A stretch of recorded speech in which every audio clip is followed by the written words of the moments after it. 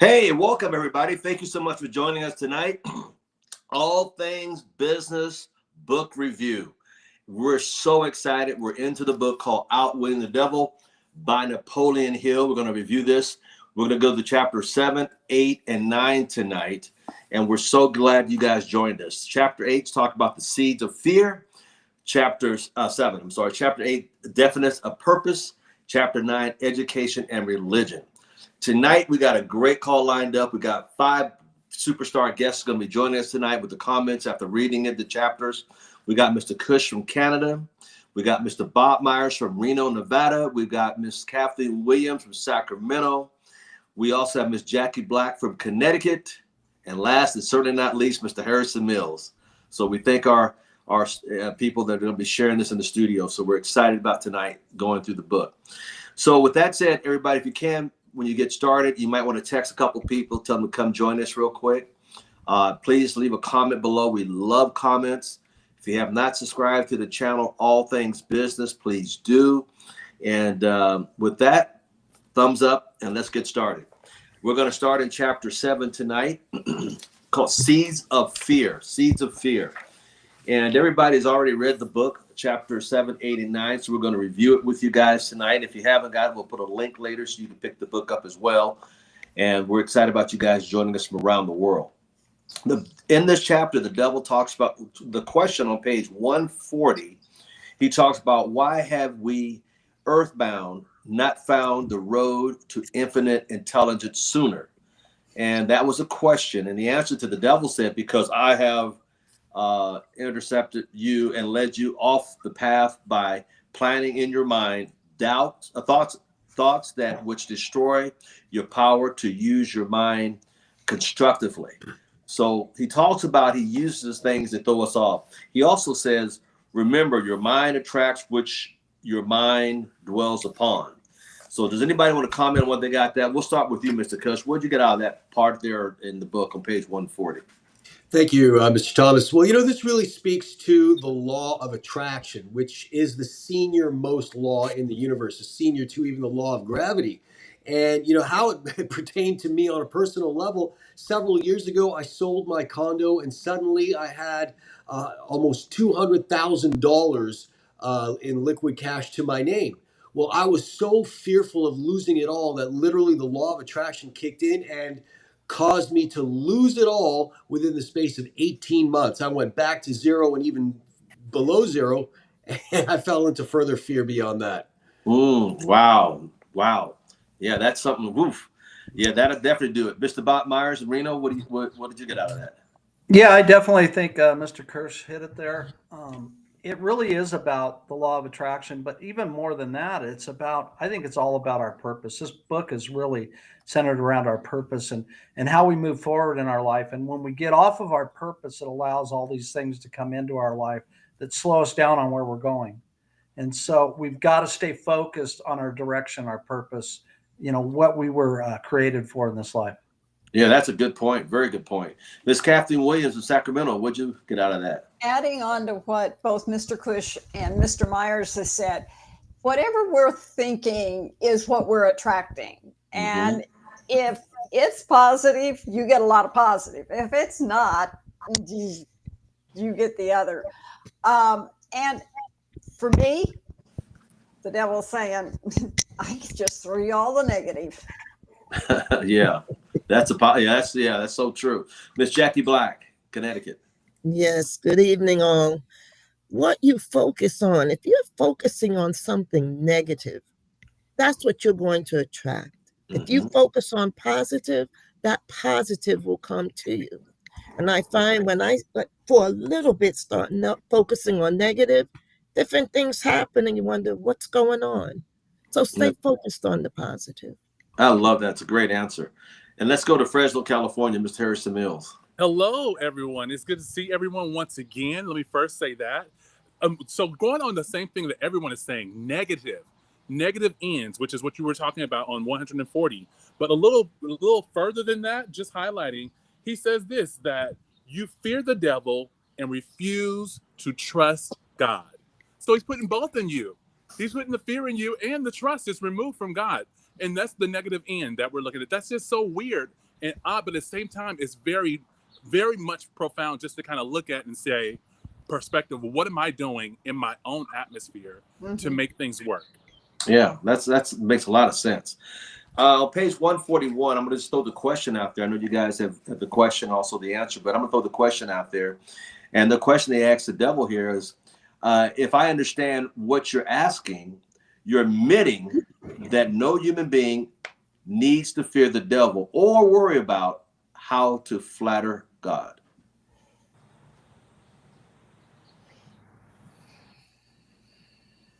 And the answer, and the devil commented, what you guys get out of the answer? The devil commented, he admits that he puts us down by slow opposition and by sending people in the direction of a source against the source of their power.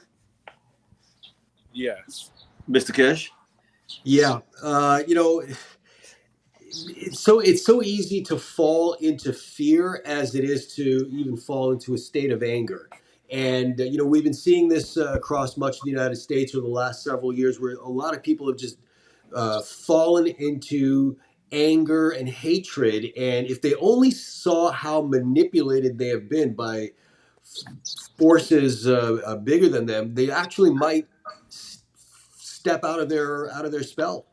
Mm-hmm. Oh, wow, that's a good one. Step out of their spell. It's definitely a spell he puts on people. Mr. Myers? Well, the insight I gained from this, Mr. Thomas, is when you control your mind and your actions, there's no reason to fear the devil. Mm-hmm. And through showing, loving kindness, gratitude, character, integrity, those are things that you can use against him, because it keeps you centered in where you want to go. It keeps you centered in your mind, and those outside distraction, the worldly distractions, the distractions from the devil are what really kind of bring you back down. Yeah, that's a good point. Character, very good point. Miss Kathleen Williams. And added to character, as you get away from the distractions and use your own mind, then you don't get as much as what Kush pointed out to the anger and the hatred that comes out from sources that you don't know the validity of. Mm-hmm. Yeah, that's something that they use definitely on mankind, keep everybody at bay and at odds with each other. Thank you for that. Miss Jackie Black? Yes, and adding to what everyone has been saying so far, even with fear and uncertainty, when you have that fear and uncertainty, it just really binds you up instead of saying, gee, it's going to be all right, and staying focused on what your purpose is, and thinking, because the adversary doesn't want us to think. That's true. Doesn't want us to think. That's so true. Thank you for that. Mr. Harrison Mills. Okay, so I'm going to play a little off keister a little bit. And the reason why I say that is because I have to remember that this is the devil we're listening to. Okay, so I'm not anything that I'm really trusting of. I'm hearing what you're saying, but yes. And so when you're saying this about how the question was actually a question, the devil worry about how to flatter God kind of thing. And let me just say that is someone I worship. So I take offense to it. It's not just a flattery, it's an honor to do those things along with it. So I take that in addition to along with that. So good point. good point, sir. Also on page 143, the question is this. In other words, if you cannot control people through negative bribes or fear, then you wish to kick over the entire apple cart and show people how to go directly to God. Are you by any chance in politics too? Your technique seems frighteningly familiar. And his answer was, I am in politics. If not in politics, who do you believe start depressions and forcing people into wars? Surely you would not lay this at the door of my opposition.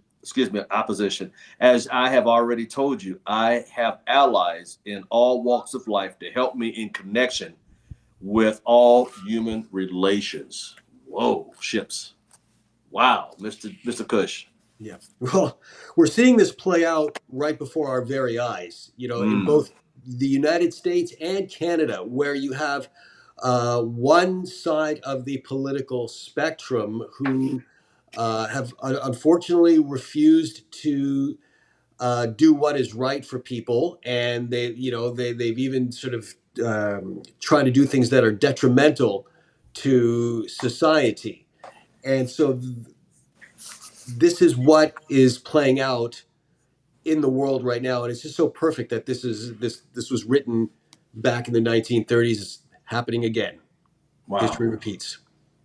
Well, good point. History does repeat. Mr. Bob Myers?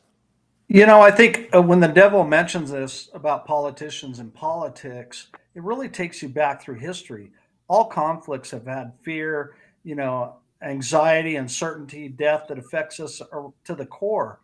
And so around the world, even in America, this tells us one thing, that they're telling us one thing and they're doing another. And the devil uses that to bring this kind of euphoria, to push his agenda by using us to push it. I think you see it played out so often now, it's become blatant. So true, sir. So true. And especially if people are aware of it. That's so true. Miss Kathleen Williams.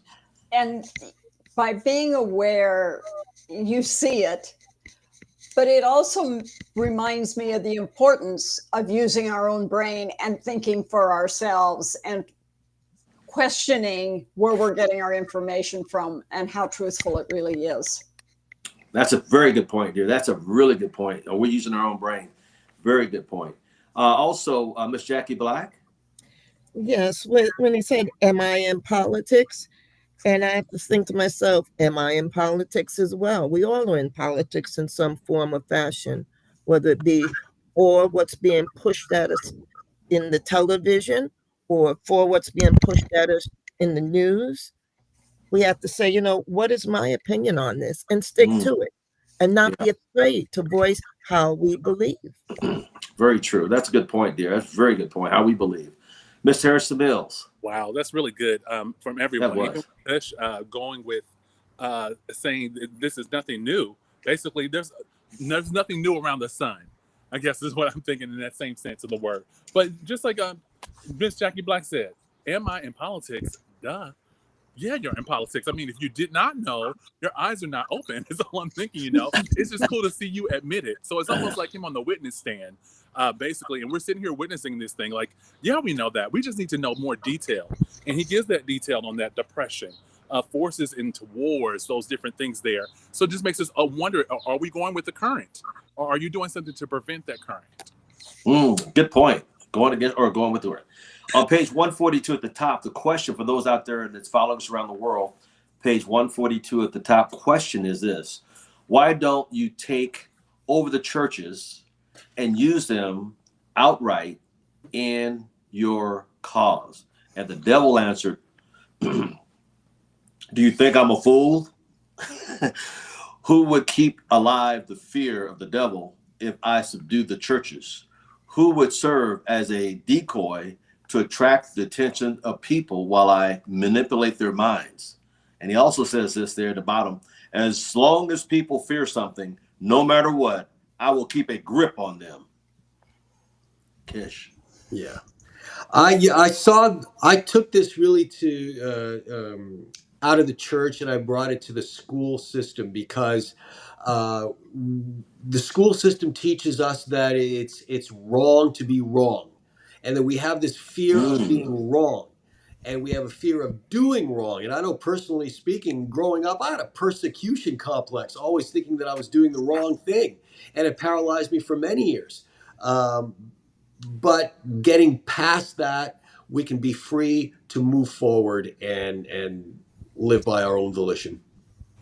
Very good. That's true. I like how you started that off. That was amazing. Bob Myers?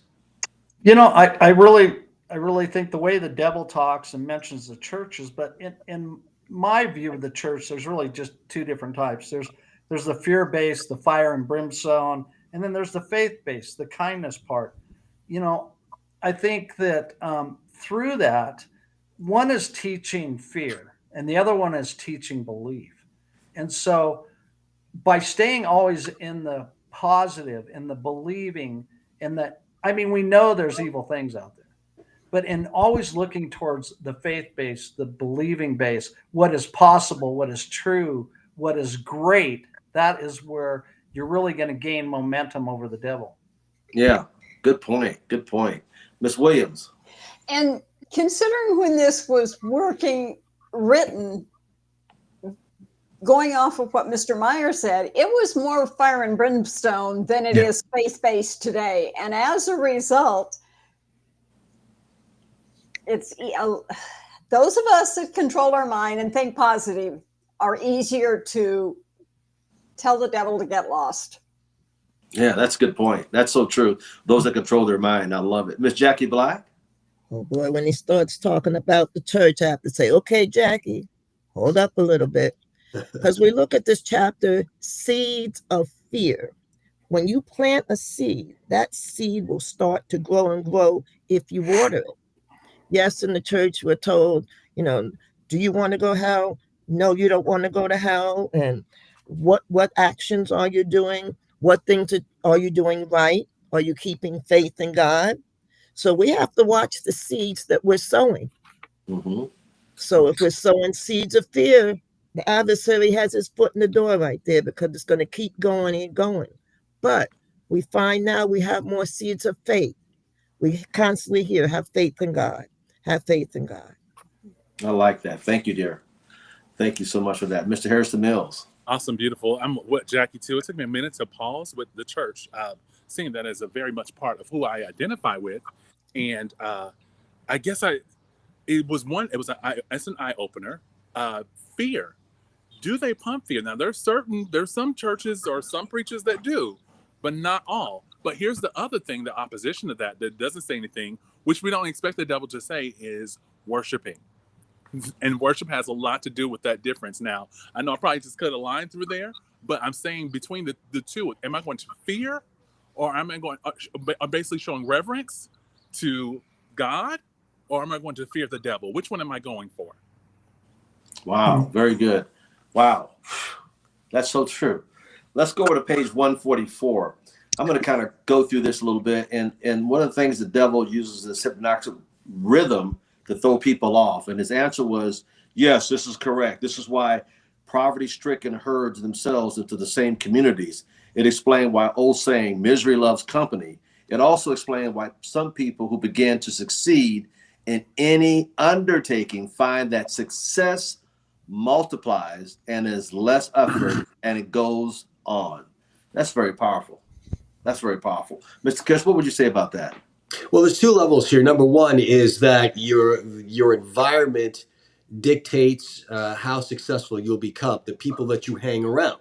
And at the same time, when he talks about hypnotic rhythm, most people use hypnotic rhythm or in a negative way, and they're just walking around in a haze. Whereas when you talk about the most successful people, when you wake up and you become aware, you have a responsibility to now use that hypnotic rhythm to create success habits that will not only give you success, but free others in the process. Very good answer. Mr. Myers? Actually, I'm a little bit inspired by this because this gives us a greater understanding that we not only have to think for ourselves, but to join together with other like-minded men and women. That gives us a 10x power to have support and guidance with a group of people so we can lift and support each other up and overcome all this negativity. Through that, we can actually help each other to create what we were meant to create. Yeah, that's so true. I like that. Miss Williams? And create not only what we were meant to create, but to help others create what they were meant to create. Because by creating together, we are building better and overcoming the devil more. Mm-hmm. Wow, great. Miss Jackie Black? And as we are creating together, it says here, the old saying, misery loves company.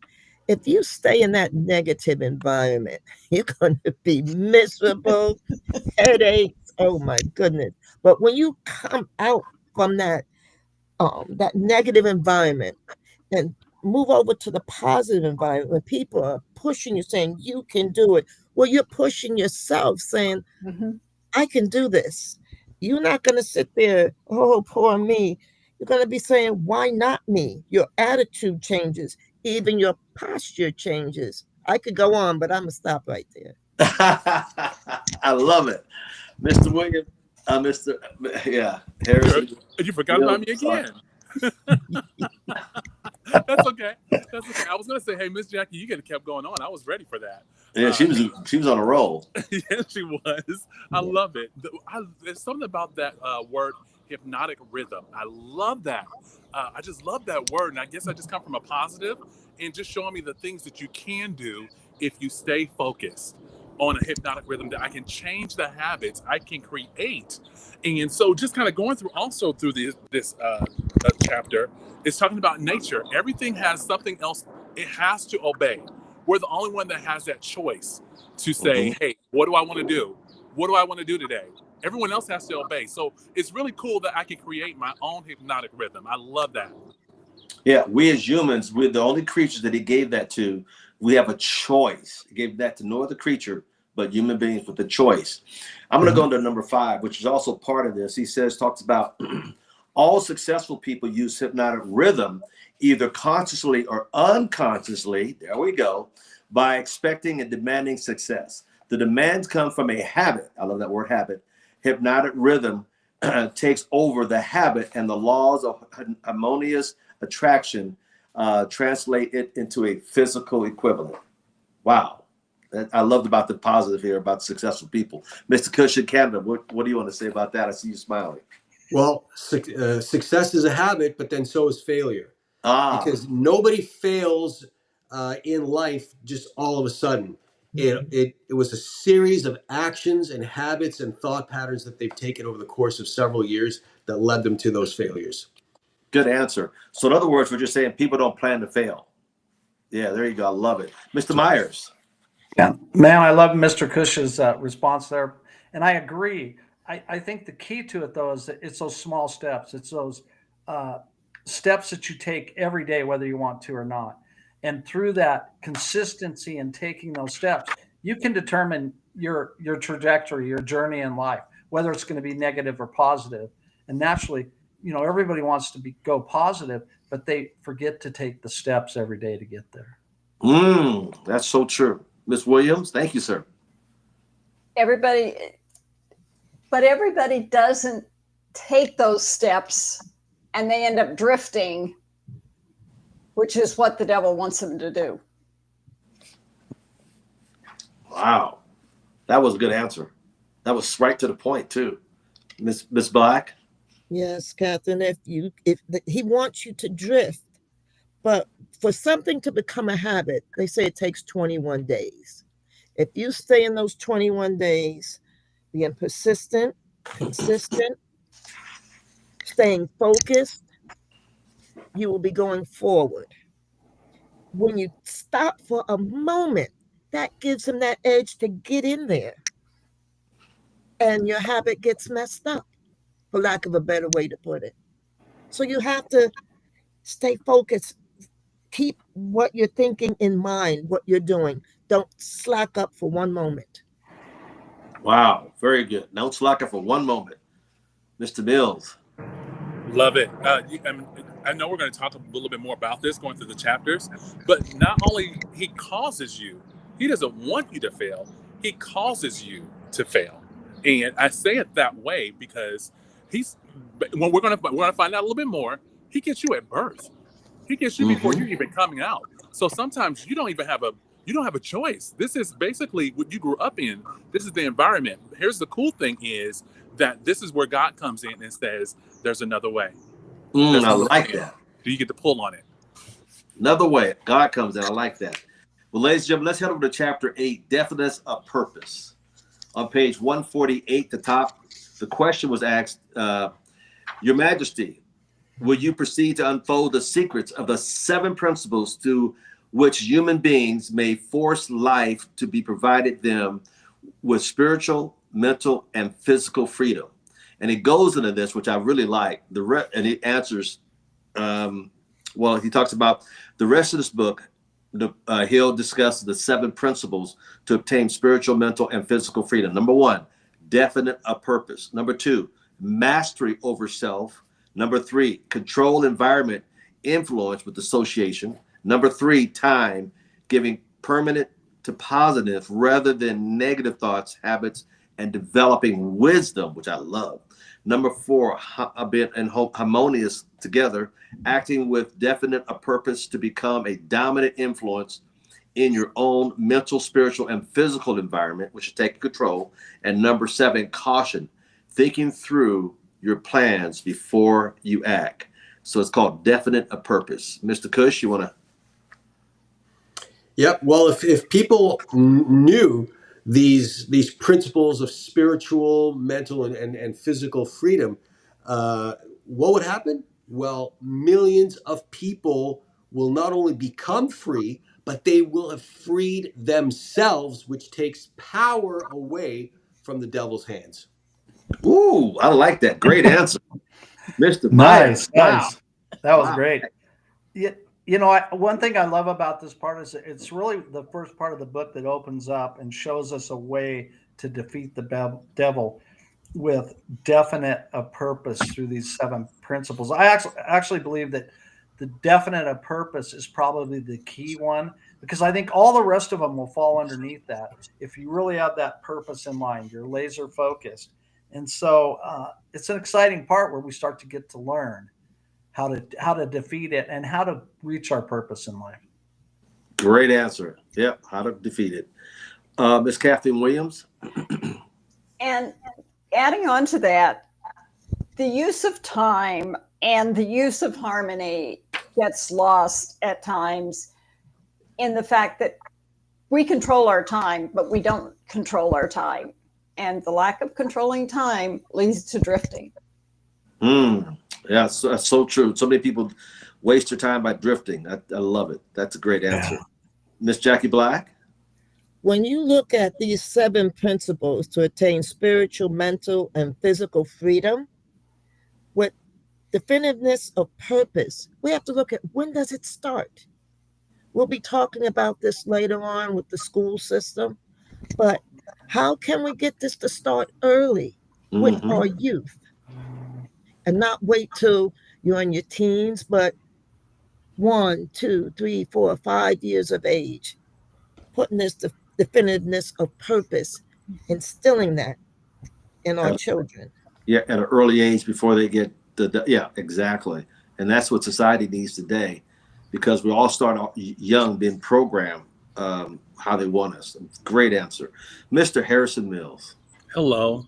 Had to change my perspective over here. So definite a purpose, the mastery of over self. That's number 2 is one that gets me. Right now I'm just listening to the list, and it just kind of made me just look at it. It makes me want to study one by one to see how to evaluate it in my own life and also in my environment of what I could do. So no comment really. This is more just observing. Okay, great. I'm going to go to page 149. The first question of 149. It says, open up. That's what they asked the devil. Open up. Let's hear what you have to say about the principles of definite a purpose. And the devil answered, you are pouring water on the fire of hell, but the responsibility is yours, not mine. I may as well tell you that any human being who can be definite in his aim and plans can make life hand over whatever is wanted. Wow, Mr. Cush. Wow. Yes, sir. Well, there's a reason why definiteness of purpose is the number 1 principle, because without definiteness of purpose, we just become wandering generalities. Okay, you look at the most successful entrepreneurs in history. Example, Steve Jobs and Elon Musk. Not only were they on purpose very definitely, but in the course of what they did, they also altered the course of humanity. Vroom. Very good. My God, you've been studying. Wow. Very good. Thank you, Bob Myers. Woo. I see this as purpose. Purpose fully encompasses the soul of man. So many never get close to realizing their purpose, and yet we can all achieve it through commitment and consistency. Can you imagine making a life hand over whatever you want? I mean, that is crazy. Start imagining that and build your purpose from there, and you'll be unstoppable. That's what I get out of it. I love you use the word imagination, because it all starts with imagination. Everything that those gentlemen talked about, they started with their imagination and then they went to work to make it real. Thank you. So that's a great point. Miss Kathleen Williams. Not only did they go to work and make it work and give us something that we didn't have, but because of their purpose, they knew what we needed before we knew we needed it. Who thought we needed computers before they arrived? You know, I was reading a book about Mr. Steve Jobs, and exactly what he did. He said, created before they even know they even need it. That's a good point. Love it. Thank you so much. Miss Jackie Black. As I'm looking at this question and answer, I think about ideas. We each have ideas. And having these ideas, it helps our focus on purpose to make these ideas come to pass.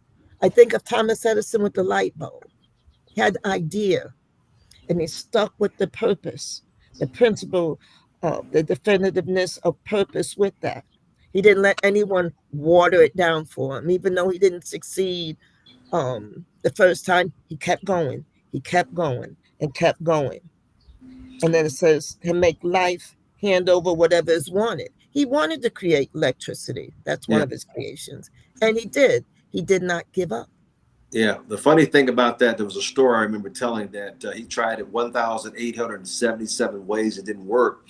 And there was a guy that came to interview him, a newspaper reporter, and he was kind of, you know, making him feel bad. He goes, Mr. Edison, how does it feel to fail 1,877 what times? And Edison, being very smart, he goes, you don't understand, young man. I found 1,877 ways it did not work. And he kept going, and that's why we all have light today. So I thank God for that. So, Mr. Mills.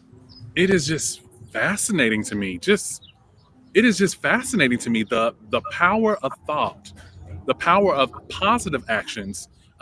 Basically, saying this. So let me say this: I'm becoming a Napoleon Hill fan. So I'm looking at other books that he has along with it and quotes and things he has, and which means I slept on them a little bit. But the powerful form of activity that any idea held in the mind through prolonged permanent thought takes on bodily form, either consciously or unconsciously. That is fascinating to me. It's like I feel bamboozled. Think about people in the world have been bamboozled most of their life, and they don't even wake up to find out the truth that they can control it. Wow. Okay. We're going to go on page 149, the second question at the bottom of the page. What does your opposition gives your secret to all people by telling them to avoid you through indefinite and purpose? Do you have already admitted that 2 out of every 100 people belong to your opposition? Why ain't that crazy? His answer was, because I am more clever than my opposition. I draw people away from the definiteness with my promises. You see, I control more people than my opposition because I am a better salesman and better showman. I attract people by feeding them, he feeds them different thoughts. How would you comment on that, Mr. Kish? Social media, mainstream media, these are all just distractions. You know, and Miss Catherine Williams and Miss Jackie Black both said it brilliantly previously when they talked about focus and drifting. The irony is that so many people are focusing in on these distractions. What's happening? They just end up drifting. Yeah. Mr. Myers, that's so true. Yes. I do believe the opposition, God has given us all the answers to overcome the power and trickery of the devil. Just look at the Bible. Look at the book of Proverbs and all the great knowledge. And it's really about how to live your life and how to overcome pretty much everything that's going to come after you. So, the devil uses smoke and mirrors to draw us out. But if we stick with our purpose, find that drive, we can 10x whatever we're doing. Love it. We can 10X it. That's so true. Miss Kathleen Williams. And feeding off what Mr. Cush said about the fact that we just, God gives us what we need. And if we just stick the path, we'll get there. Wow. Very good. Stay on the path. Thank you. Miss Jackie Black. Yes, and we just have to watch ourselves, what we allow ourselves to look at, listen to. We have to be careful with that. Because if we're not, as mentioned earlier, the social media, radio, TV, TikTok, a lot of other things will take our focus away and they win.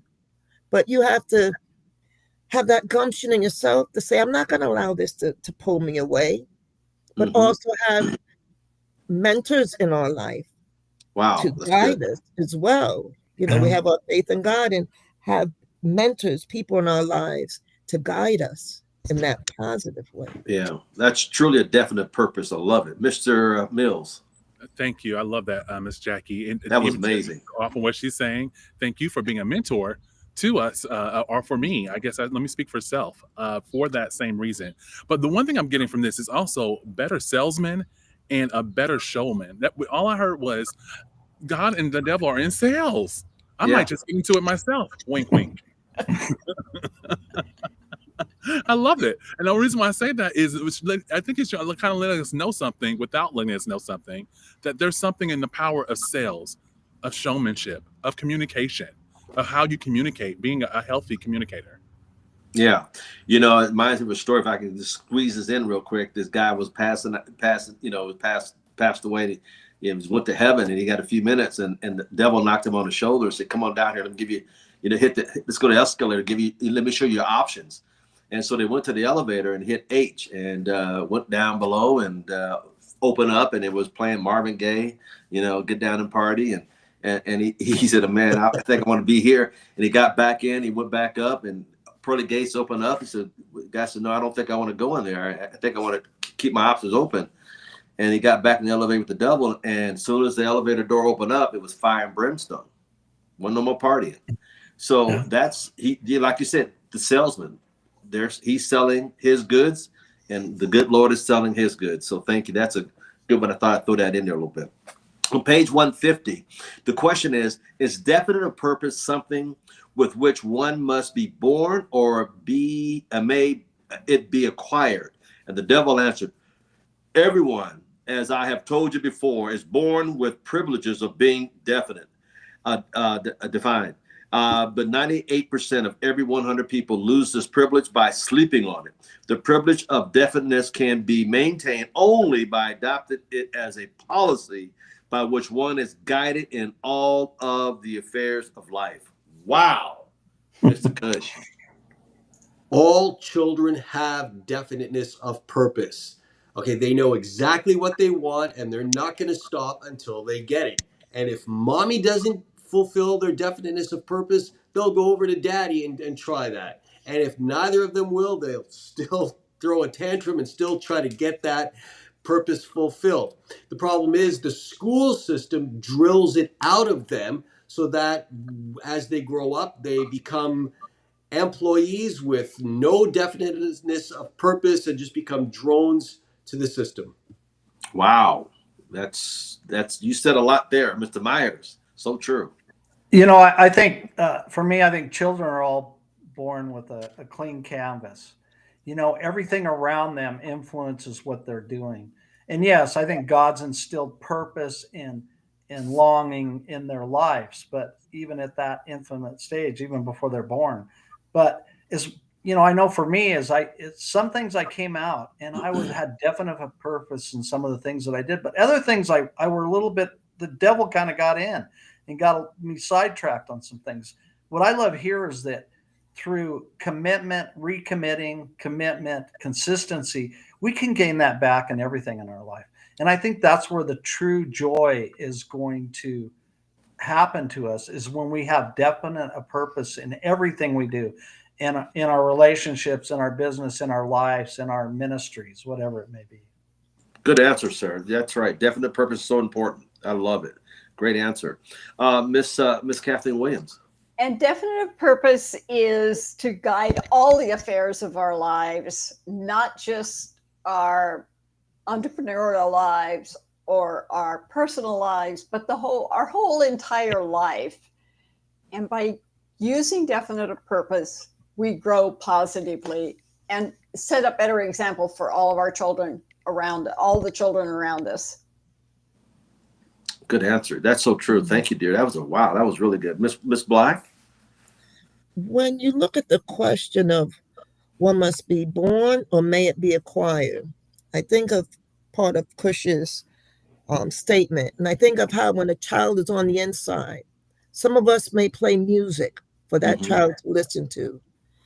And later on, you may find that that child may be musically inclined. Whether you play Bach, if you play the rock and roll, if you play a lot of gospel music, and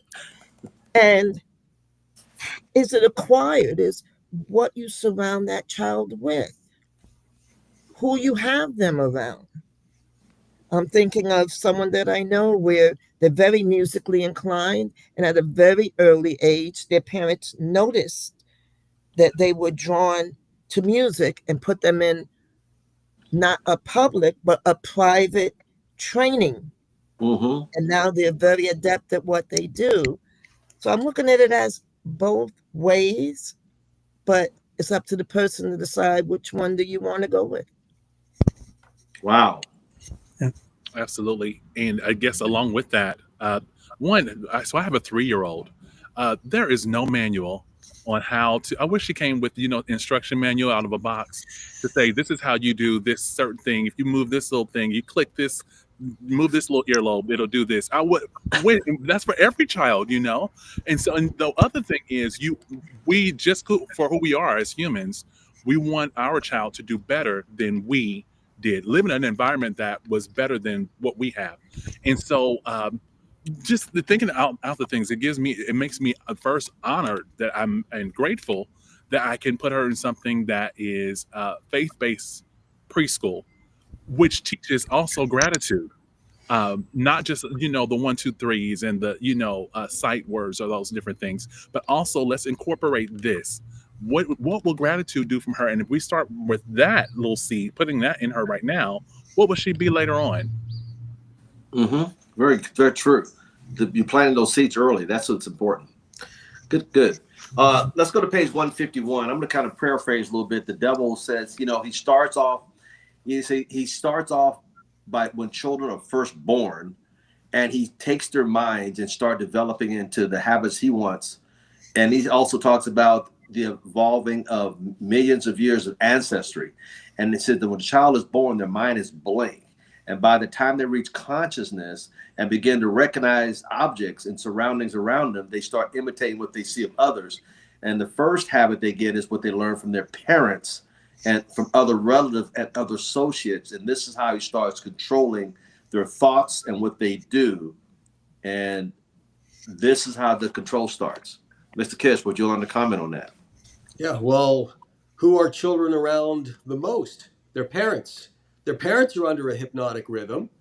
They've been under a hypnotic rhythm for years. And what do? They pass that hypnotic rhythm on to their children, who then perpetuate it as they grow older to seep it out as almost a virus in society. Wow, so true, sir. Man, you're hitting the nail on the head tonight. Mr. Myers. I definitely think a child's mind is a blank canvas. But, I also think they're excited to experience life, and they soak up everything that they come in contact like a sponge. I truly believe in my heart and soul that 99% of them can achieve whatever they want to achieve.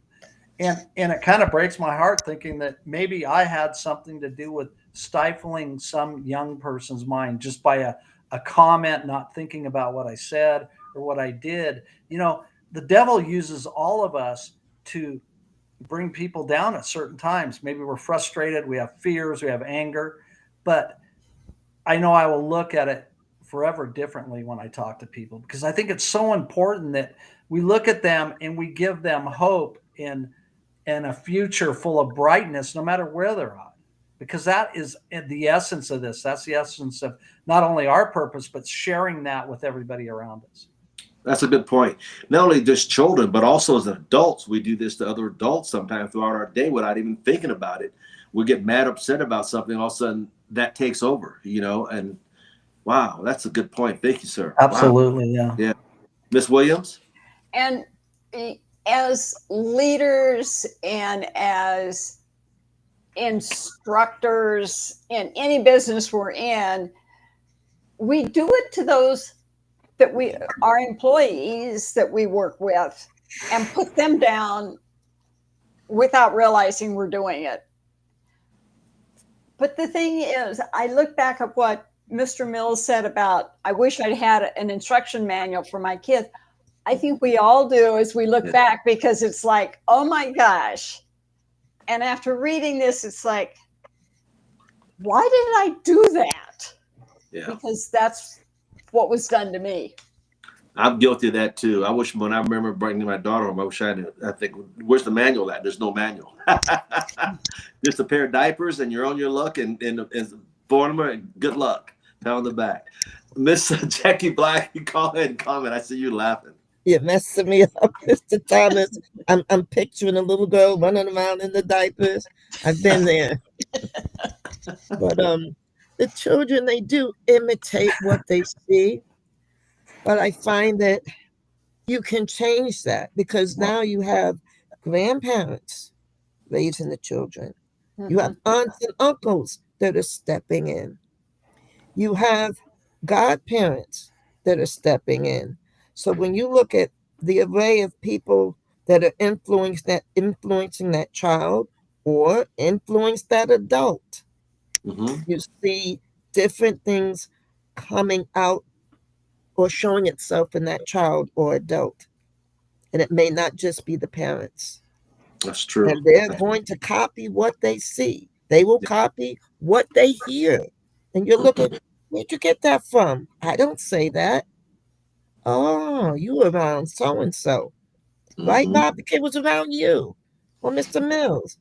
Or Mr. Cush. Or Miss Catherine. Or Mr. Thomas. Something to think about. It is something to think about. Mr. Mills. Awesome. I love it. Thank you. And believe it or not, you're giving me words of wisdom with this 3-year-old is what I'm thinking. So thinking about the grandparents, they give that second chance to actually sow into her. But the other cool thing about this is that blank canvas, you see the innocence. You see what the devil preys on. And even if we're like this, like, the little bit that we see, it's like I said, my heart running outside of my body is the way I look at that. And I'm looking at him just like, the little that you don't know. And it's my job to protect, or to guide or to plant seeds. And I'm just like, what a responsibility, that God has given us along with that. And so this is what charges me to want to know better. How do I outwit the devil? How do I do this? Not for my own sake, but so that I can pour into someone else. And then Bob Meyer said a thing that was pretty great, which was, you never know who is watching you. And you have some of these kids that grow up, or surrounded by you. You're part of their environment, not knowing. But later on, they tell you, "Hey, I remember when." Yeah, I remember. It reminded me of a little story. Johnny Carson used to be on the late night show, and he was interviewing these two brothers, and one was an alcoholic, and one was a prominent doctor in Beverly Hills. And Johnny Carson, I remember asking the guy, so what made you, why did you turn out the way you did? He goes, well, my dad was an alcoholic. What else could I be but an alcoholic? And he turned to the other son, who was a doctor, a prominent doctor in Beverly Hills. Says, why did you turn out to be a prominent doctor? He said, well, my dad was an alcoholic. What else could I be? So it goes back to making a decision and taking control of his life that we're talking about tonight. So we all have choices. The key is, which one are you going to let take over? All right. On page 152, we're going to get to the top of 152. The question was asked the devil. The question is, am I to understand from your remarks that you have to gain control of people while they're very young? Here we go. There it is. Very young, or lose your opportunity to get them all together. And the devil answered, here's his answer. I prefer to claim them before they come into possession of their own minds, Once any person learns the power of his own thoughts, he becomes positive and difficult to subdue. As a matter of fact, I cannot control any human being who discovers and uses the principle of definiteness. Wow. Talk about control, Mr. Myers. Mr. Kish, I'm sorry. Sure. Well, look what happened around the world over the last handful of years. You know, they shut us down, they kept us apart, and they caused an epidemic of depression and mental illness around the world that we're going to be suffering with for decades to come. And when you're depressed, you're easier to control. I myself went through 15, almost 20 years of severe depression. I had no purpose whatsoever. I was just drifting through life, even though I had a career, but I was drifting.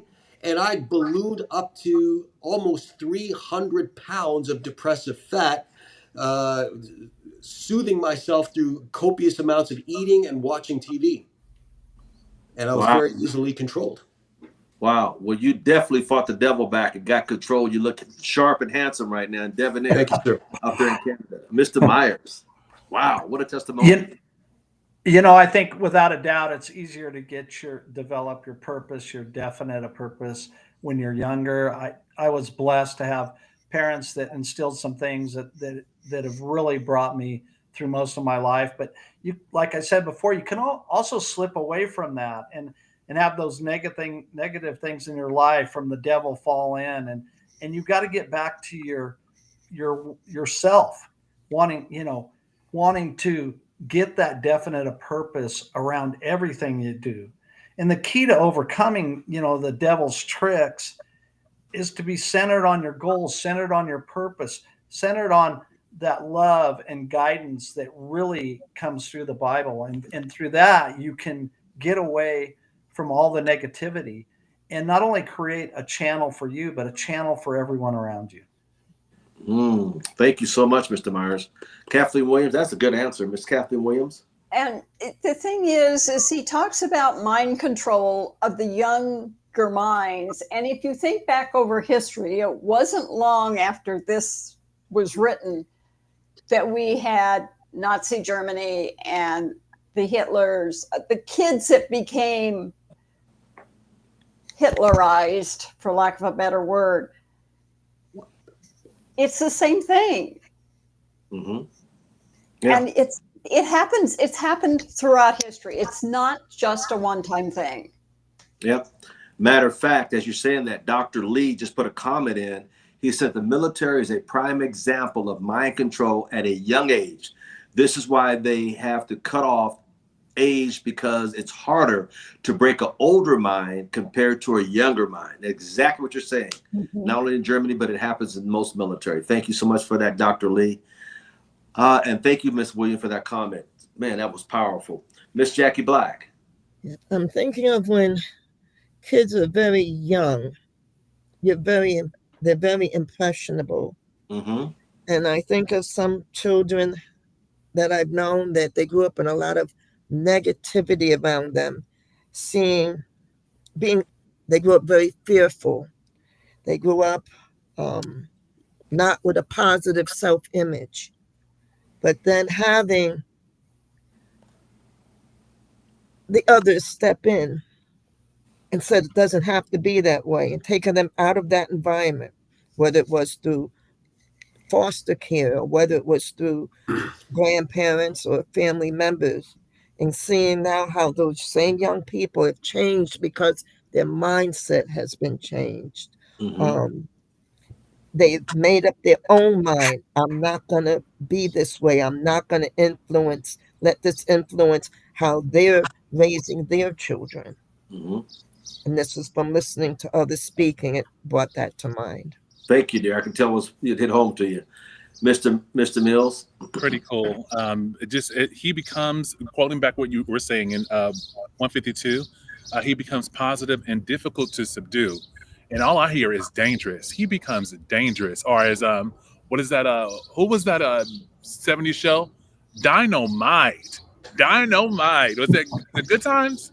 Good times. Good times. Yeah. And that's what I'm thinking before my time. I don't remember that. What?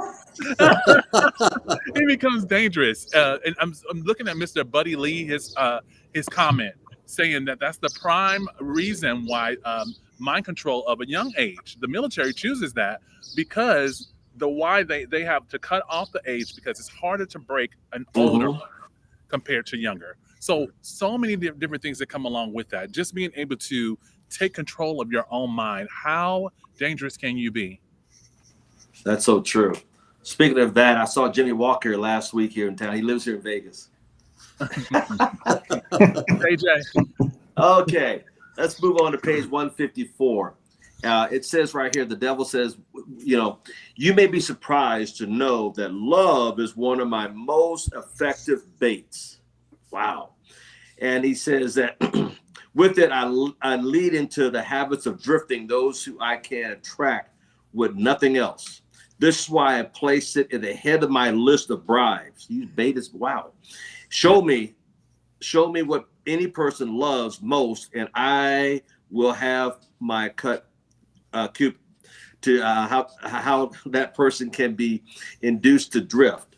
He used love, fear, and a combination of the most effective weapons which I use to make people drift.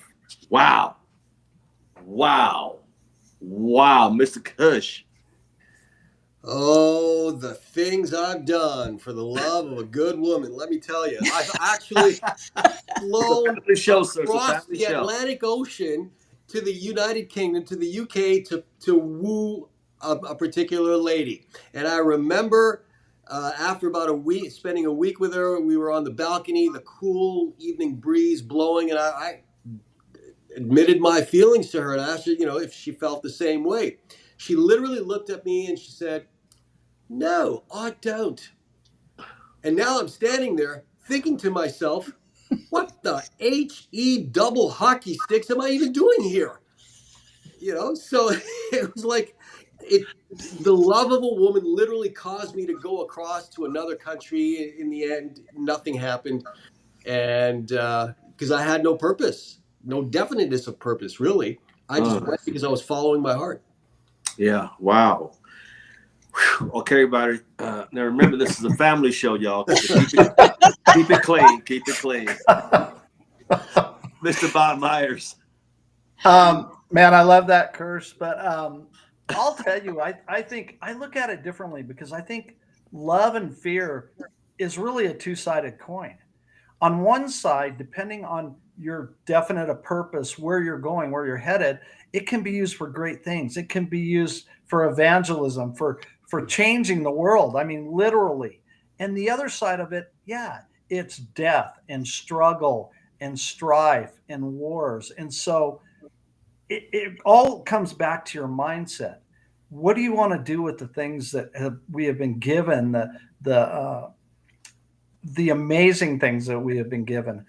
Do you want to use them to move forward, to create a legacy in life, or do you want to use them to destroy the world? Wow. Both sides of the perspective. That's great. Miss Kathleen Williams, what do you have to say about all this? After those two guys, I don't know what to say.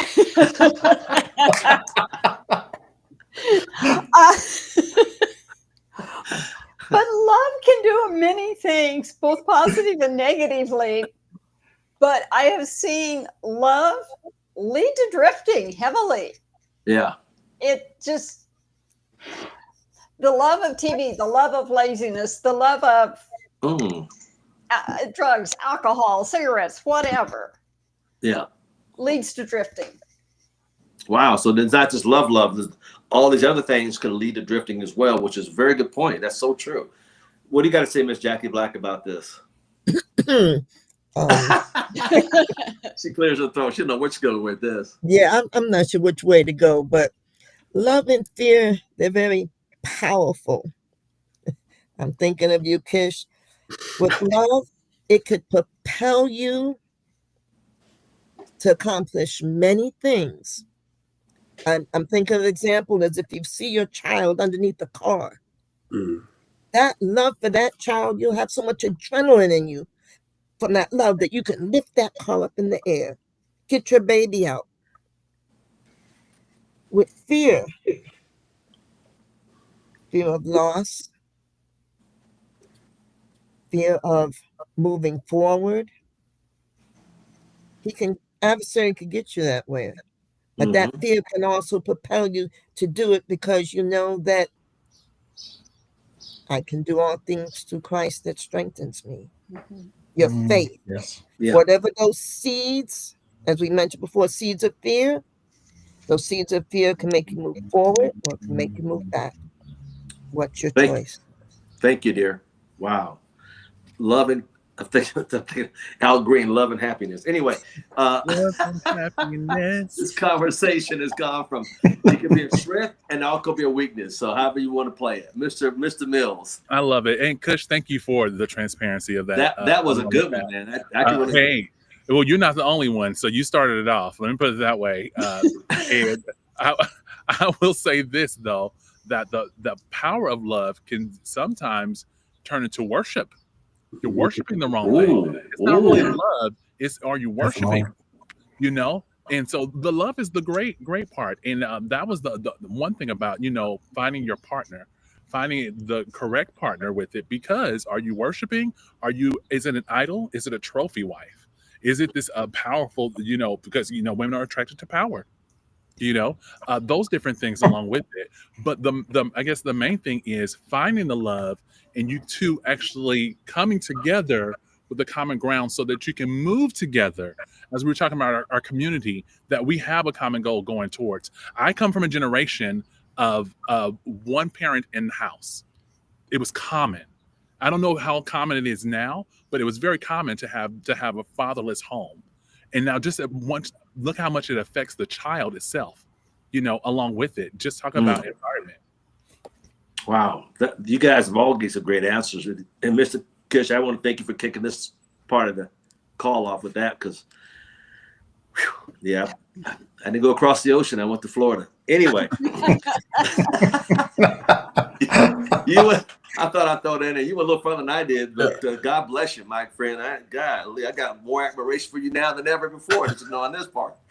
Let's go to page 154. This is what the devil says, and I quote, "Give me control over a person's fear and tell me what he loves most, and you may as well mark that person down as my slave." Wow. Mr. Kish? Yeah. I think you answered that already. Go ahead. I think for me, there's been, because I've had past experience with abandonment, not from the family, but from people around me. There was always this fear of doing the wrong thing or saying the wrong thing to people for fear of they would leave me. Just like, people had left me in the past. And even to this day, when, let's say for customer acquisition, there are many times I have the fear of reaching out to somebody because I feel like, oh, they don't want to help me. They're just gonna reject me yet again. And there's this feeling, oh, I don't matter. It's this fear that I think I have to go through and I have to get over to really transform. Well, you know what? I want to thank you tonight. I'm going to say this personally because I want to say thank you for your transparency, because there are people out there watching all over the world that probably can relate to some of your stories, and maybe this will help them overcome that and overcome the devil. So I want to say thank you for being so transparent tonight with your answers and things. Mr. Myers? Well, definitely, without a doubt, fear along with love, has the greatest emotional charge on humans. There is no doubt. They can stop us in our tracks on things that we know we need to do. And so I think it all kind of leads back to our purpose, our goals, our vision of our life, the vision of what we want to do, what we want to accomplish in the world, and through that with clarity and purpose, and taking those consistent small steps, we can overcome that fear that is challenging us now. We can overcome that. And every step we take, it overcomes that fear more and more. Yeah, thank you. I think that's great. And that's why he says if we don't overcome it, he says here what we're talking about, if you don't overcome it, you become his slave. I mean, this is amazing. And there's so many people that are caught into that. So Miss Kathleen Williams, you want to go ahead and comment? my comment is that yes, and people do become slaves to both their fear and to their loves. And their love is somebody's going to leave me, as Kush pointed out. Therefore, if I give up my love to them, they'll stay. Mm-hmm. Let me ask you guys this, Miss Jackie Black and Mr. Harrison Mills. What do you think is more stronger, love or fear? Miss Black? For me, I believe love is the stronger one. Okay. I may beg to differ. That's Because right. when you love, it can be used against you. And you have to come up from under that and say, either I deserve better or Yeah. I have to leave it at that. Okay. Okay. That's good. Mr. Mills. It's a great question. I like both. I put both at heightened. I don't think there's one greater than the other one. I say that Okay. for one, to die for a man, to lay down your life for another man, is that's probably one of the greatest loves that I could see. That's from military, from faith base, from those things. I think that's a great love. It takes a real good man to do that. But then the Okay. second thing, fear. But this is the same way I'm looking at fear, is the beginning of wisdom. But I look at that as reverence. Reverencing God is the beginning of wisdom. That's the way I look at that. If you pump enough fear into the person, they can go crazy. We have mountains and we have valleys. You can be everything you want to be on that mountain. When you're on the top, no one can tell you nothing. It's high fives, but it's in the valley to determine the kind of character you are. But not only that, who do I have praying on my behalf? Who do I have rooting for me to come up out of that valley as they're on that, either on the mountain or under that mountain here, looking up at me or looking down at me? Are you rooting for me? It's not so many people that can look at you evenly and say, I see you where you're at. Meet Okay. me. Wow. Well, since I threw that out there, what's more powerful, fear or love? Mr. Kish, you want to give you want to chime in, and then Mr. Myers, and we'll move on to the next one. Sure, I think love is definitely the more powerful one. Fear is one that we've been conditioned to fall into, I think. But when we develop love, it literally is you just draw people in automatically. So it just becomes a pathway to success because you're drawing the kind of people you want in your life anyway. Okay. Mr. Bob Myers, you want to? Yeah, I definitely think that love is a lot more powerful, especially in the context of pure love, because I think, like Mr. Mills said, there's no greater love than to give up your life, your possessions, your home, whatever it is, for someone else. Because I think that's the true essence of love. Love isn't selfish. Love is kind. Love is thoughtful. Love is gracious. Love is forever. And so through that, that is really what trumps fear, because fear is emotion based. Love truly is beyond emotion. I think it's beyond where we're at, like in another dimension of time. Wow. Okay. Very good. Well, we just thought I thought a little bonus in there, a little bonus question. All right, let's move on let's move over to chapter 9. I'm going to skip over to chapter 9, education and religion. Let's move over to the question number 6, question on page 161. I'm going to go down to, there's the question there, which is, you guys probably got noted in number 16. What about married people who cease to want each other? Should they separate, or is it true that all marriages are made in heaven and the contracting parties are therefore forever bound by their bargain, even though it may be proven to be a poor for one or both? And the answer the devil gave is, first, let me correct that old saying that all marriages are made in heaven. I know that some were made on my side of the fence. Mind which does not harmonize should never be forced to remain together in marriage or in any relationship. So what do you guys think about that one? All marriages are made in heaven, and he made some himself. Mr. Cush, what do you think about that one? Well, I'm not married because I'm still in pursuit of that love, but I can give a personal example of my parents. There's a couple that's been together for, I think it's 60 years almost. And they're, to this day, they're still tight with each other. They're playful with each other. And, when we celebrated their 50th in the Dominican Republic, and all the young couples in the resort were just wondering, wow, what's the secret? What's the secret? And it's just, you know what? My dad said it. Hey, it's 2 words. Yes, dear. And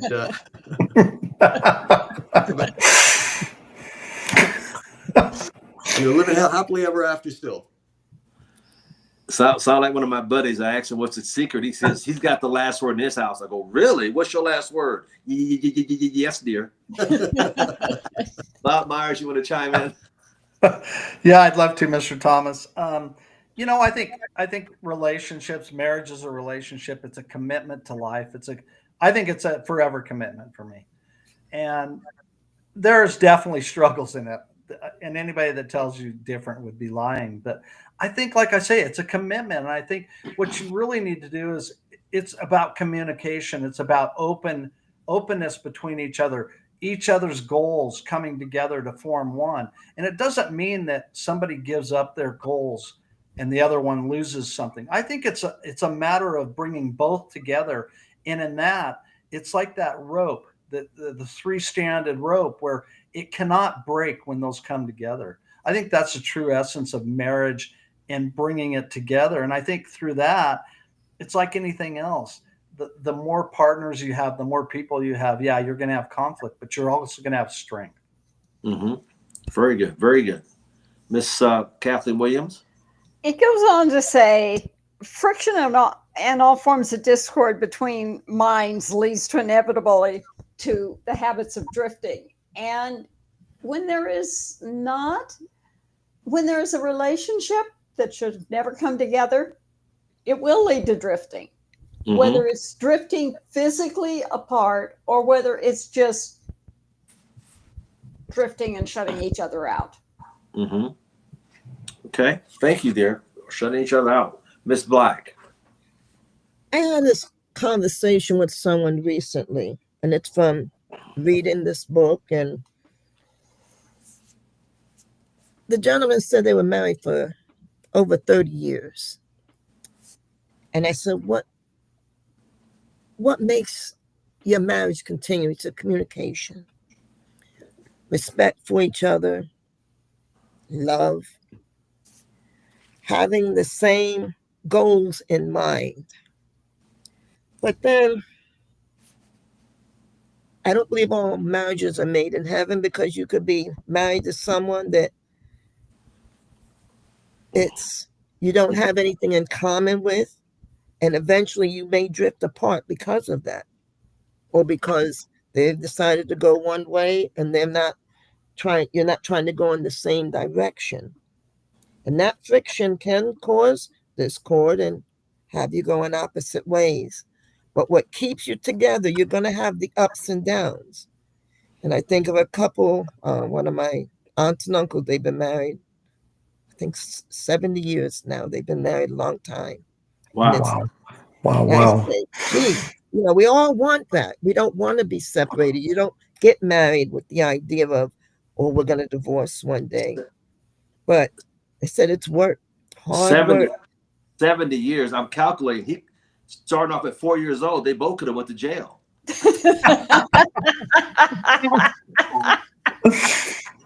Some people married very young, and they're in their 80s now. Wow. If they start off at 70, they're in their 80s.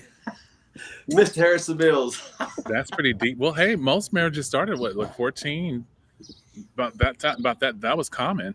Yeah, back those days. So, yeah, that's something to look. That's commendable. This is such a complex question for me. I didn't look to get married. As a matter of fact, I didn't want to get married. It wasn't anything I was pursuing. Not that I didn't believe in it. I just didn't think it was for me.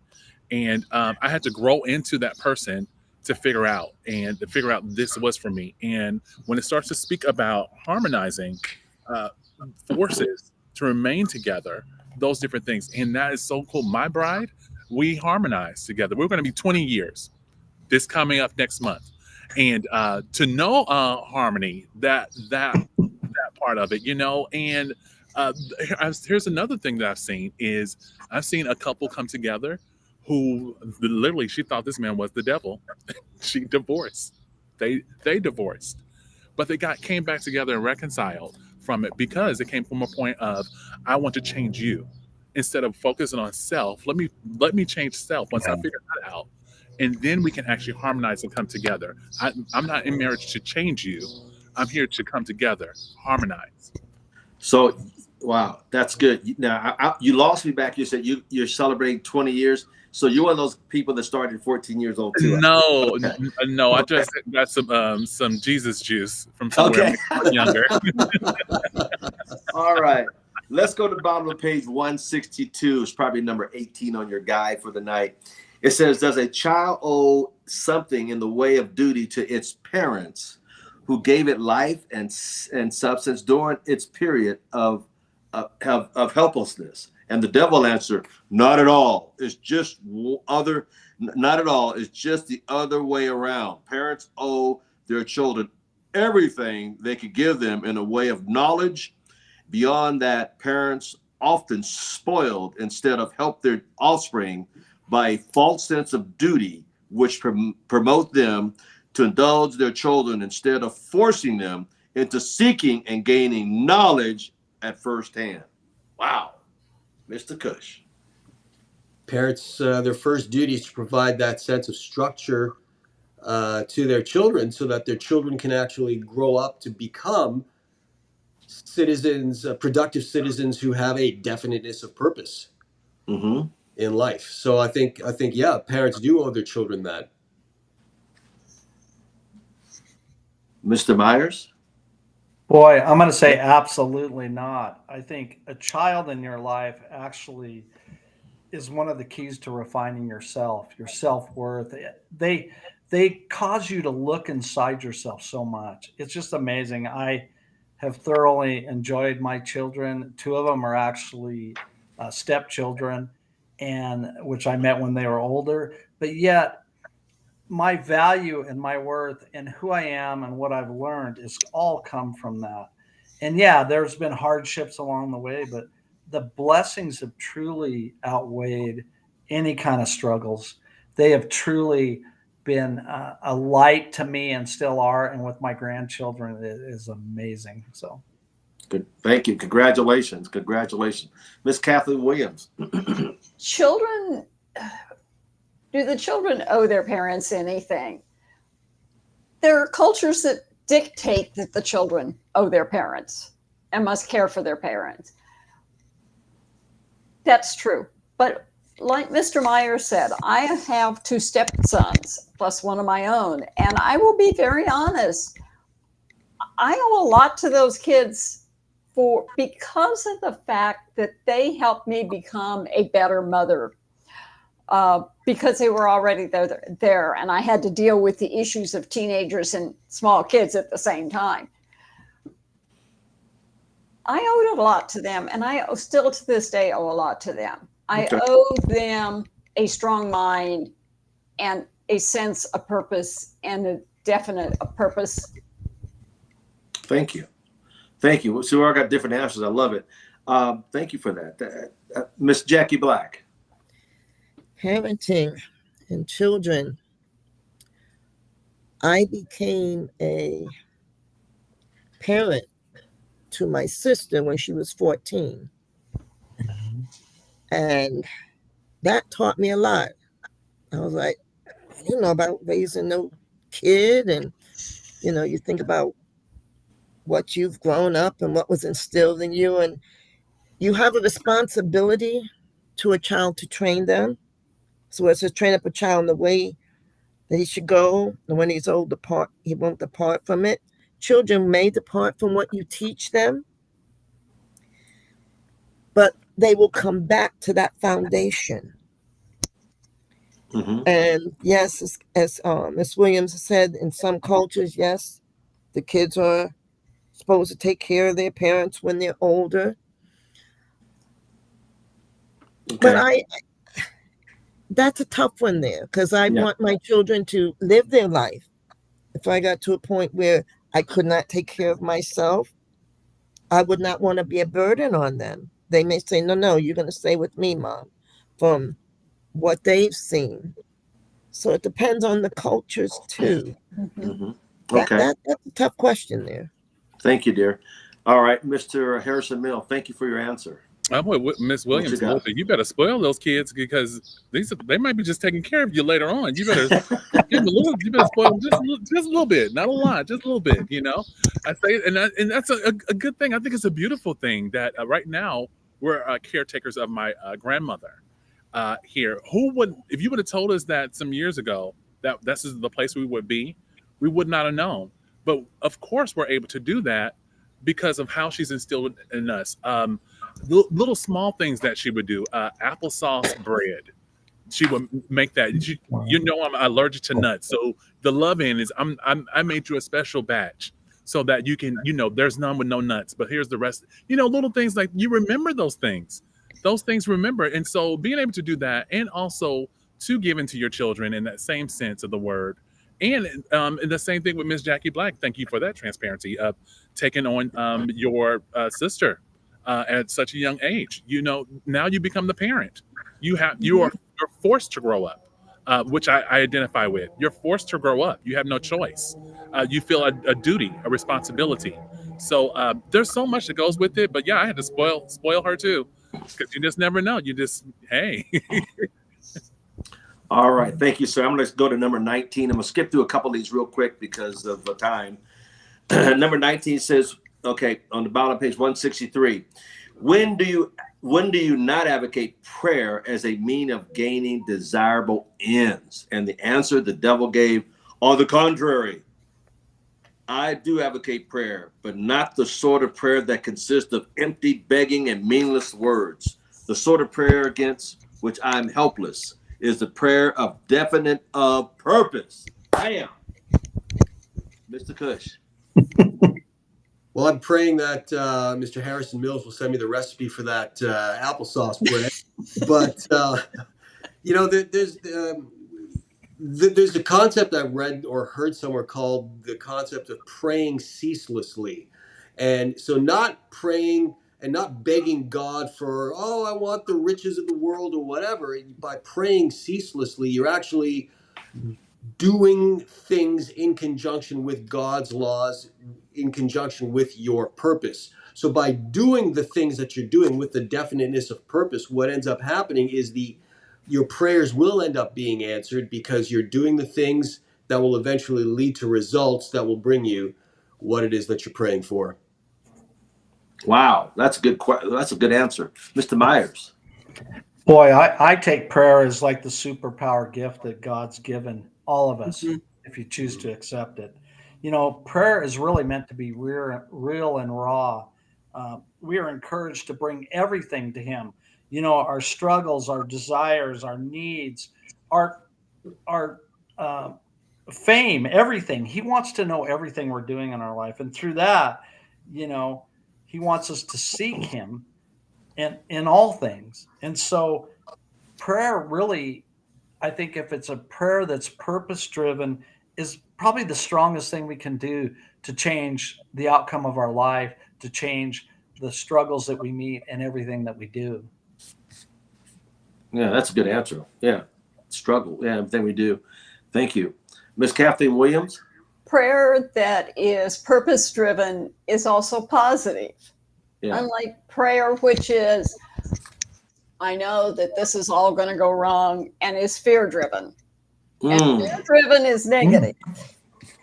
And you just get more negativity from negativity because you projected negativity. Wow. Very good. Thank you. Miss Jackie Black. Yes, that's true, Miss Williams. And also with prayer, with the Lord taught us how to pray.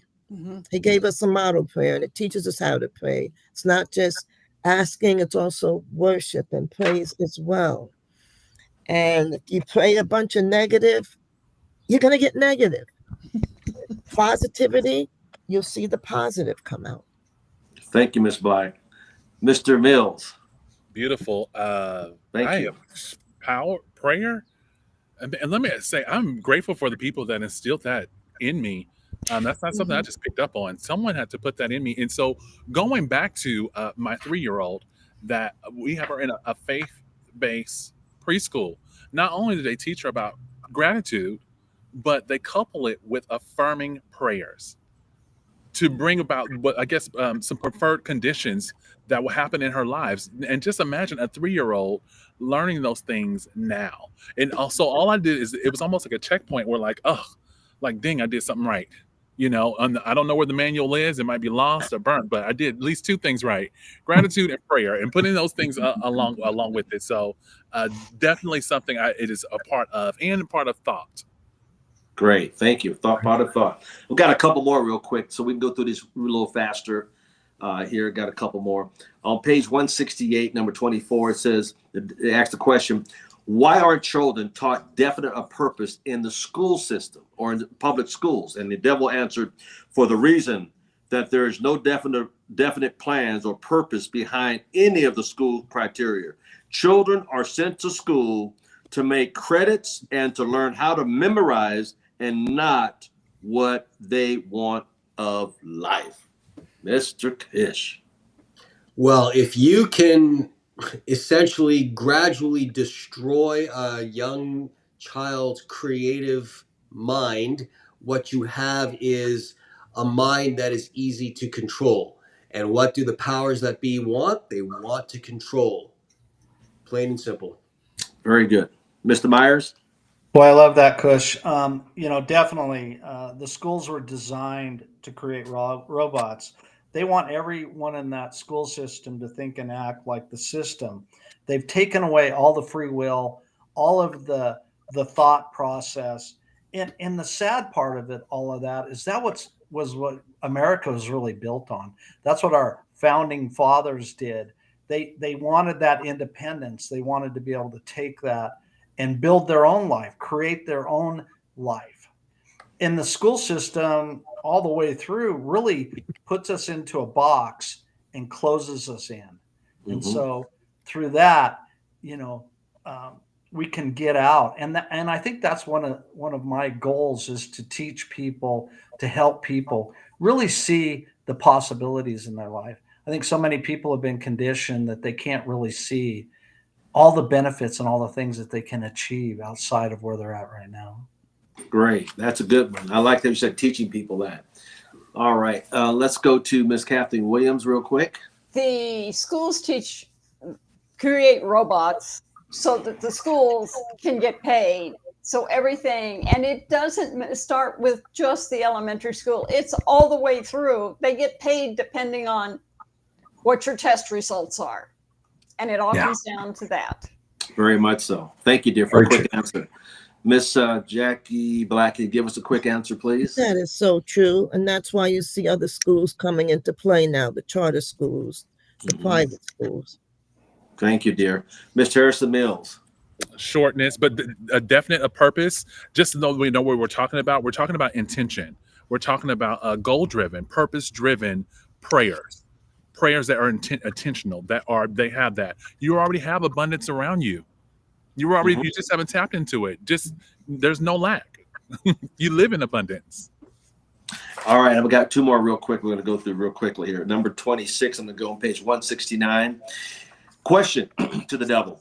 What good is a school credit if one cannot convert it into material or spiritual needs of life? And the devil answered, I'm only the devil, not a unwinder of riddles. Mr. Kush. Schools are not meant to churn out entrepreneurs. They're meant to churn out employees, people who will only follow rules. Good answer. Mr. Myers? Yeah, school credits are really worthless in today's world when they get out. Most people that go to college don't even use their degree in their work after, in their vocation, whatever they're doing, and they spend on the average between 150 to $300,000 over a 4-year period. They would be better off taking that time, energy, and money and learning how to build something on their own.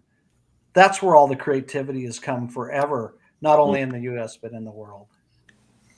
Good answer. Wow. Wow. Wow. That was good. Miss Kathleen Williams. Kush said it all. Schools create employees and not entrepreneurs. Yeah. I Miss Jackie agree the Black. same. I agree the same with Kush. And then you have kids saying, you know, I don't want to go to college. Let me get a trade. Mr. Mills. Extracurricular activities. That's what I seek out after. Not just the grades and the credits, but it teaches you that failing is going to happen. But what do? You get back up and you try it again. You keep going. So you seek out different places in the school, but find something else that can actually help you out. All right. And I think this is going to be our last one for the night. On page 172, it was Ask the Devil question was, is this all that's wrong with the system? And he answers. He says on page 173, the school system got off to a bad start at the beginning. The schools began to institute of higher learning and operate entirely for a selected few whose wealth and family entitled them to education. Wow. Wow. Wow. In other words, I know for a fact that 1905, the Rockefeller Foundation took, well, anyway, it's to the point of if you want higher education, you got to be in the know, family know, or connections, and wealthy. Does that make sense? To get the higher education. Comment on that, Mr. Kish. Well, you took the words right out of my mouth. How it was set up by the Rockefeller Foundation. Well, who are the Rockefellers? They are only the richest people in the world at the time, or one of the richest families, and they owned all these different industries that needed workers, right? Needed employees. So what did they do? They churned out a system that successfully brought about generations of employees. Yeah, so true. Mr. Bob Myers. Definitely the Rockefellers had a substantial amount to do with it. And it really goes back to what's happened now is that even everything's pushed into corporate. Everybody the government wants big corporations. Everything wants big corporations. And so these big corporations need to have workers, or what I would call probably slaves, underneath them to perform all the duties that they don't want to do. And then they give them 10% of what they make, and they make millions, billions of dollars. So that's really what happened to it. It's just been so twisted that it really doesn't serve anything anymore, unless you're a doctor or something like that, where that profession has key things. There's really no service in it. Wow, that's so true. Miss Kathleen Williams. And the other thing is the system started out for those that were wealthy and rich. And it's showing up today with how many students leave college with astronomical bills to Fannie Mae that are now destroying their lives. So they'll work for the rest of their lives for the corporate world to pay off those bills. The number one debt that America makes the money on is our kids' debt. So the number one thing is debt. It's sad. It's sad. It's so sad. It is so sad. Miss Jackie Black. Yes, I have to agree with what's been said. You know, a lot of our kids have a lot of debt now. You know, some are using their education, others are not. Yeah. There was a book, I can't think the name of the book. It came out in 1905. They came out with a book. I can't think the name of it. It cost about $300. And the reason why it's so expensive, because they don't want most people to read it. And I can't think the name of it, but it goes into all this we're talking about right now. Mr. Harrison Mills. We got to find that book. I want to know what that book is. Yeah. But I guess, I don't want to go on how it was established. I'm going to go stick to the present. How can we become disruptors in something that is broken? What can we do to advocate for those that are coming, those the unborn. Are there things we can do? And I'm saying there, yes, it is. Being entrepreneurs, that's what we do. We are disruptors. Let's find a way. I love it. We have to continue being entrepreneurs and also diversifying other businesses, and that's what it takes to be successful. So important, so important. Man, this has been a great conversation tonight, guys. I can't wait till next week. We're going to cover chapter 10, 11, and 12 for your listener audience out there. So come on back next Monday, same time, to get that started. But tonight, I want to thank Mr. Kish up in Canada, Mr. Bob Myers in Reno, Nevada, Ms. Kathleen Williams in Sacramento, California, Miss Jackie Black in Connecticut, and Mr. Harrison Mills in Fresno, and my partner, my partner, Mr. Bree Clemens over in Nashville, for putting this all together. Ladies and gentlemen, go back and watch this over and over again and send it out to several people. Please leave a comment below. It really helps out the algorithm. We thank you for watching tonight. Outwitting the Devil will be back next Monday with chapter 10, 11, and 12 and finish the book off with the summary. And we'll have another book coming out soon. With that, we will say thank you all for listening in. I hope you guys got a blessing. There's also how you can order that book and follow with us next week if you choose to. I would also advise get the tape, the CD, and listen to it. It's one of the most eeriest things you want to listen to, because here again, I don't know what a devil sounds like, but boy, if there was one, that tape is directly highlights the voice and how he says it. With that, thank you guys and ladies and gentlemen for joining us tonight and our studio audience, and we'd like to thank you guys around the world. Take care. God bless. Thank you all. And once again, thank you, Thank you, Mr. Thomas. Thanks, team. God bless everybody. Good night.